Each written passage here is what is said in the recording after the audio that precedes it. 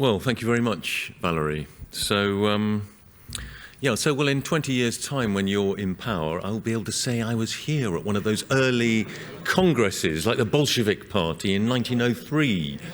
Who are the Bolsheviks and who are the Mensheviks here? I guess your differing views about the Reform Party could perhaps be one of the divides. Anyway,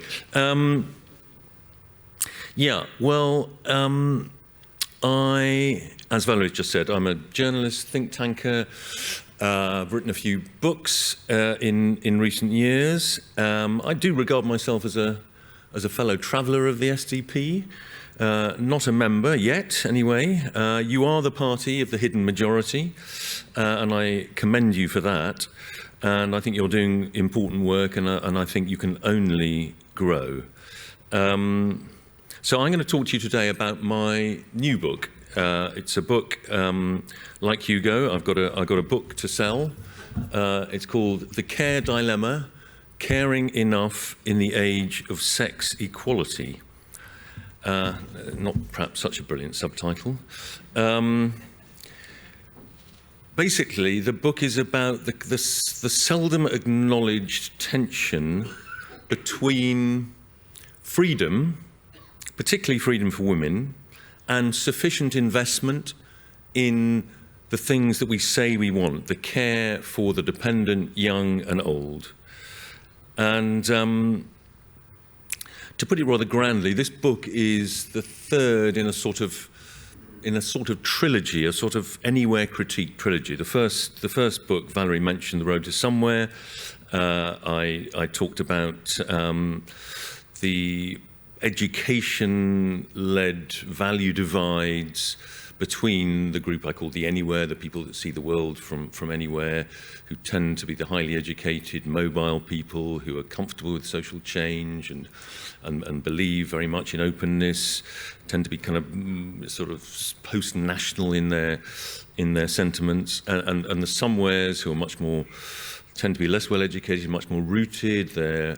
Their identities are much more based on place and group, and therefore can be much more discomforted by rapid social change. And the Anywheres who have run our country for the last 30 years tend to not have the emotional intelligence to understand how many somewhere-ish people feel uncomfortable about many of the recent changes in our society. I started writing the book actually just before the Brexit referendum in 2016. I finished writing it just after Trump was elected in 2016. So it was sort of framed in the context of a kind of sympathetic account of the populist backlash. I then wrote another book called, a couple of years later, called Head, Hand, Heart: The Struggle for Dignity and Status in the 21st Century, which was a kind of development of some of the arguments of Road to Somewhere. It was really about the overvaluing of just one form of human aptitude, human ability, the kind of analytical intelligence, exam-passing kind of intelligence. Of course, we need that intelligence, but there are many other forms of human intelligence, emotional intelligence, practical capabilities, and so on. And people with those kinds of abilities have increasingly, since the introduction of mass higher education particularly, have come to see themselves often as sort of second-class citizens in the context of the sort of the overvaluing of a certain kind of academic intelligence. And my most recent book just came out a month ago. The Care Dilemma is about the undervaluing of the family and the domestic realm. And that undervaluing is responsible for, I think, a whole cluster of negative trends in our society. Negative trends that have particularly badly affected people in the bottom half of the income spectrum. We are the unstable family champions of Europe, unfortunately. Nearly half of children in the UK are not living with both of their biological parents at the age of 14. Quite an astonishing figure that should be much more central to our political debate. About 25% of families with dependent children are single-parent families. The average in Europe is about 13%. Again, that number is much higher in the lower income, left behind, post-industrial parts of the country. The unstable family, I think, is a huge factor behind the epidemic of mental fragility among young people, particularly. As many of you will have read, I mean, there are many arguments about the role of social media, and I'm sure the work of Jonathan Haidt, the American social psychologist, is getting a lot of cut through, deservedly so, I think. Young girls sort of curating their lives on Instagram can hardly be good for your mental health. But I think the elephant in the room here is the unstable family. Why are these children spending so much time on their screens in the first place? We've got the ever-growing social state because so much work that was once done in the family it has transferred to the state and the market. Families are more dispersed and less stable. There are fewer intact families to look after older people, so the state has to step in, the state or the market has to step in. We have the pretty dramatic fall in fertility, particularly just in the last 10 years, not just in this country, but all over the developed world. And it's not as if this is chosen. I mean, we have this significant fertility gap.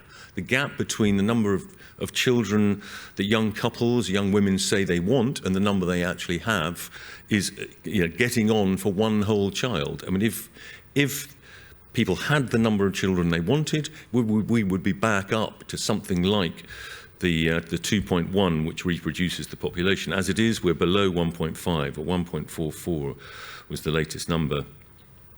And the other negative trend, which is connected, if not directly to the family, at least to the kind of attributes that have historically been associated with the family, the kind of care and nurture, is reflected in the recruitment crisis in face-to-face care jobs, in nursery care, in social care of various kinds. Again, this is something that all rich countries have. Now, the reason, of course, that this is a care dilemma is that a lot of these negative trends arise from very positive trends. The dramatic movement of women from the home into jobs and careers over the last 50, 60 years, the fact that women have much greater financial independence, all too necessary in an age of less secure relationships. Women are less defined by marriage and motherhood. I mean, these are all obviously positive developments. The great liberalizations of the 60s and the 70s, following the social settlement of the post-war period, I mean, I think is something, even though, a party like the SDP, I think rightly regrets some of the overshoots, you might say, in the great liberalisation wave of the 60s and the 70s, but the essential liberalisation remains a very welcome thing. So, how does one go about resolving this what I call the care dilemma? How do you raise the status of care without reversing the freedoms that women and men have enjoyed that perhaps they didn't enjoy in the 1950s and the 1960s? Well, one of the standard responses you often hear is that men have got to step up. And I think that is right. And it is actually happening to a greater extent than is often acknowledged. I mean, if you look at the time use studies, we've moved from a situation where men, in terms of the sharing of domestic and childcare labour, go back 20, 25 years, it was more something like sort of 70-30. It's now more like 60-40, probably even 55-45 in more educated households. So it is happening. It's happening much less in the public care economy, in the often female majority jobs in social care. Social care remains about 80% female. Nursing is about 89% female. Primary school teaching about 85% female. But there is a positive shift there, I think. We've also just got to support the family more. I mean, our family policy is essentially making it as easy as possible for both parents to spend as little time in the family as possible. We have, by European comparison, absolutely miserly maternity pay, very limited paternity leave. We also have, I think, what one might call a kind of male default feminism. The idea, and this was brilliantly illustrated actually by Jeremy Hunt. When Jeremy Hunt announced a £4 billion extension to childcare subsidies back in the 2023 budget, he basically chided women for wasting their talent on mothering. He said, women have got to get out of the home, whether they like it or not, even when children are preschool. So, as I say, it's a sort of male default view of feminism. Social care. Obviously, we've got to pay social care workers at least £1 above the minimum wage, probably £1.50. I think the whole social care system needs to be kind of rebranded as the preventative care service. So the NHS is there to sort out whichever bit of your body has broken, sort you out, send you out the back door as quickly as possible. The purpose of social care should be to prevent you going into the front door of the NHS hospital in the first place. And, even now, I mean, even as it's become more and more of the consensus, the kind of medical expert consensus, the thing that keeps older people out of hospital is exercise, some degree of regular exercise, so that they don't fall over so much. The NHS spends nearly £4 billion a year on falls alone. And yet we have social care packages that domiciliary care workers deliver that have no exercise element in them at all. It's all about just helping somebody shower. I mean, vital work, cooking a meal, helping them do household basics. And we need to build. We also need, in order to raise the status, just paying people more won't raise the status of the social care sector. We need a band of workers who can do minor medical interventions, a sort of enhanced care practitioner, both in care homes and in the domiciliary care sector. And that would, you pay them more, but they would save the system billions, so that you wouldn't need to rely so much on district nurses or GPs coming into homes. You could do injections, you could take blood, you could do basic wound care and so on. And people would need a bit of extra training to do that. But it's these are relatively simple things that could dramatically change the system. The care dilemma thing is summed up for me in two quotes, and I want to just read these to you. Oddly enough, they're both actually from American women academics, one of them very much associated with the right and the other very much associated with the left. So the first one is from this wonderful, eccentric, conservative Amy Wax, who says, "Care is today undersupplied because more than most activities, it generates positive externalities, that is, positive benefits for society, that do not flow to the caregiver. This creates a mismatch between effort and reward that used to be solved by restricting women's opportunities to do anything else. Having relaxed those restrictions, we do not have an alternative solution and are today living with the consequences." Which in kind of economistic language, I think brilliantly sums up our problem in a way. The other quote is from a woman called Anne-Marie Slaughter, who once worked for Hillary Clinton, very much a feminist, runs a Washington think tank. And she expresses it like this, the modern care dilemma problem. "My generation of feminists was raised to think the competitive work our fathers did was much more important than the caring work our mothers did.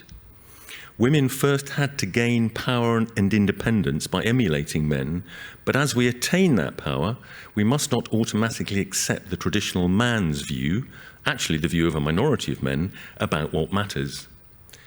I think that also brilliantly sums up the sort of the dilemma that we're presented with. I do think this is a huge political opportunity for the SDP. I think there is, and family, community, nation is indeed, on your logo, it is the area with one of the biggest gaps, if not the biggest gap, between political class opinion and the opinion of ordinary people.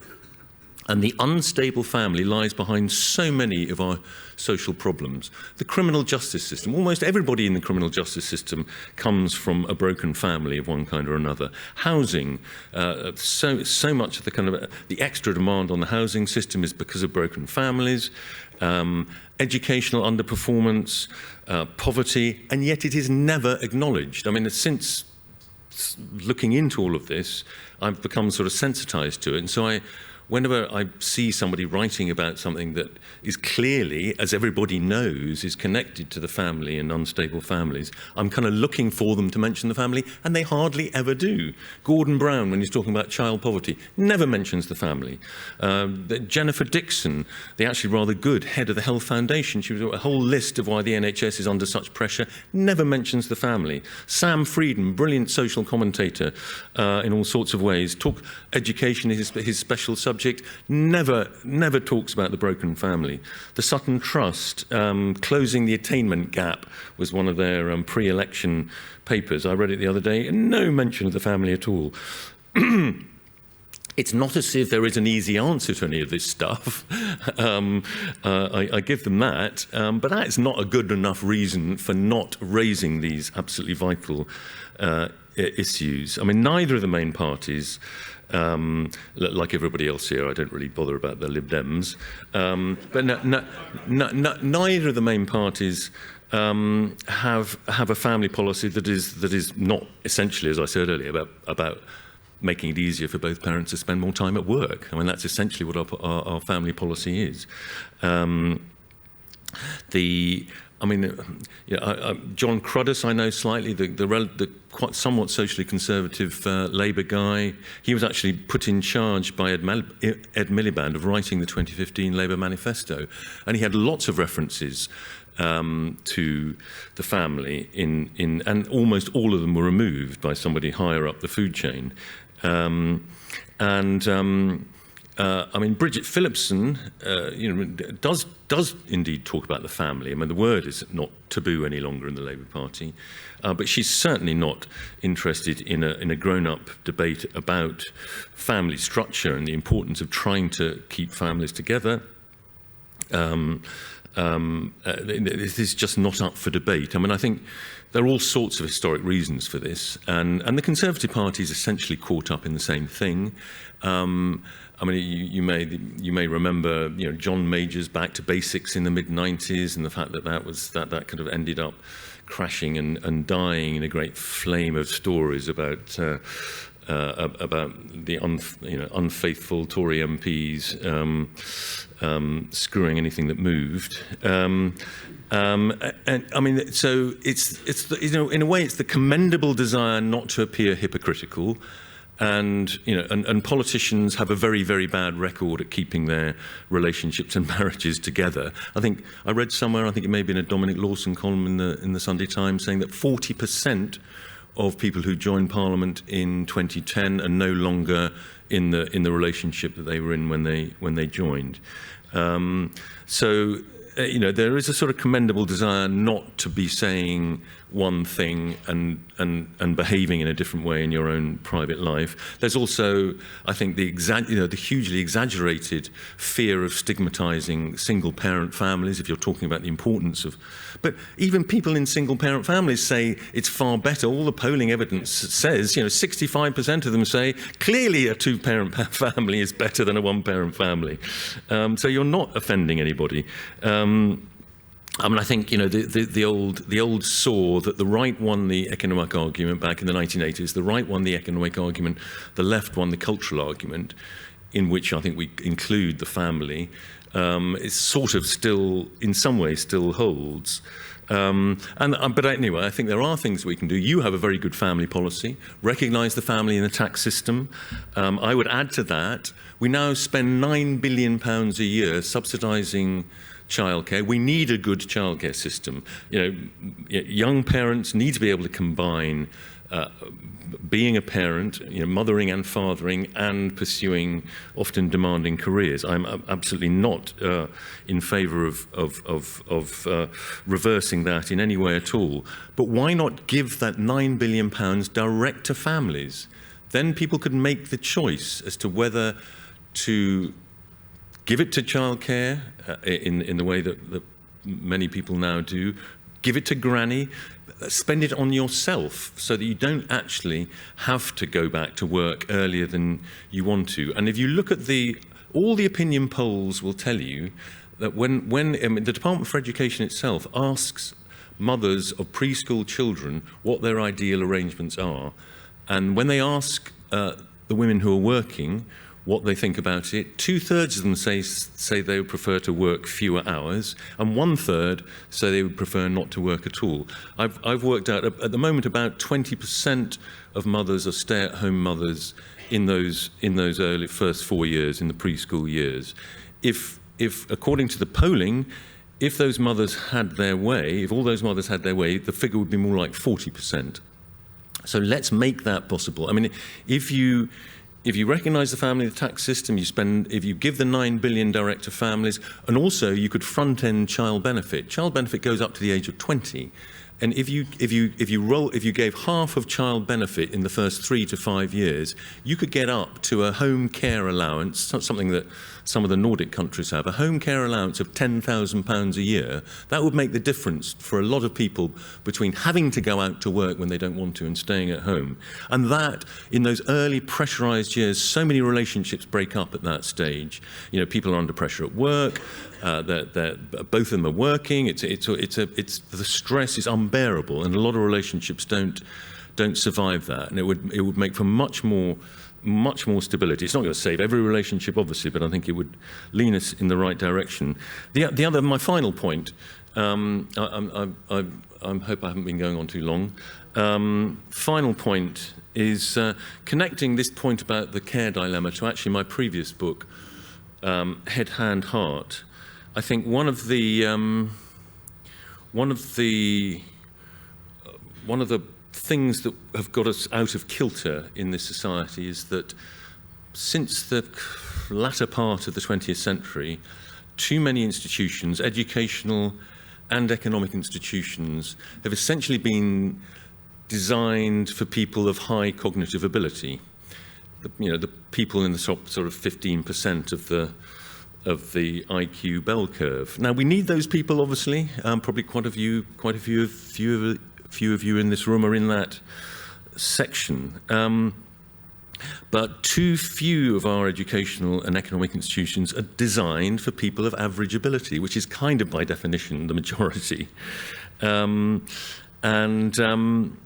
I think actually one of the jobs that gives people purpose and role in life is being a parent. Being a parent is very difficult in many ways, but it is possible. People of average ability can be a decent parent in the way that people of average ability cannot be a brain surgeon or a corporate lawyer. And we need more roles that people of average ability feel comfortable in and don't the whole time feel looked down upon as second-class citizens.